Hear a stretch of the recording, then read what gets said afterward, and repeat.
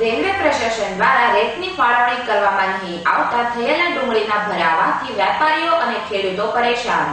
Railway પ્રશાસન દ્વારા ડુંગળીને અન્ય રાજ્યોમાં વહેંચાણ કરવા અર્થે રેકની ફાળવણી કરવામાં આવી હતી, જ્યારે હવે માત્ર એક જ રેક આપી અને તે પણ પેક હોય તેવી રેક આપવાનું રેલવે પ્રશાસન દ્વારા નક્કી કરવામાં આવ્યું હતું, જેમાં ડુંગળીને ભરી મોકલવામાં આવેલો મોટા પ્રમાણમાં વેપારીઓને નુકસાન થાય તેવા પ્રશ્નને લઈ વિવાદ થયો હતો, જેને લઈ રેલવે દ્વારા રેક નહીં ફાળવતા ખેડૂતો અને વેપારીઓ પાસે મોટા પ્રમાણમાં ડુંગળીનો જથ્થો સંગ્રહ થતા જાય તો જાય કહમ જેવી સ્થિતિનું નિર્માણ થયું હતું।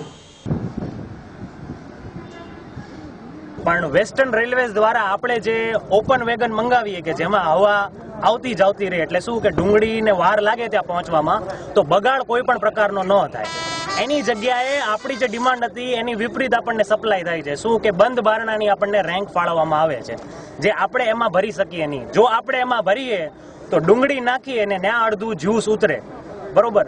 એટલે આપણો મુદ્દો એ છે કે આપણે જે ડિમાન્ડ મૂકેલી હતી ઓપન રેન્કની એની આપણને ફાળવવામાં આવે, બરોબર, જેથી કરીને આમાં અહીંયાથી માલનો નિકાલ થઈ શકે। આ 1-2 દિવસમાં કમસે કમ 2 લાખ પેકેટની આવક થઈ ગઈ છે, એટલે હવે ખેડૂતને બધા હવે મૂંઝવણમાં મુકાયા છે। આનો કાંઈ નિકાલ અમે બંધ જે વેગન આપે છે એમાં અમે કાંઈ નિકાલ કરી શકીશું નહીં।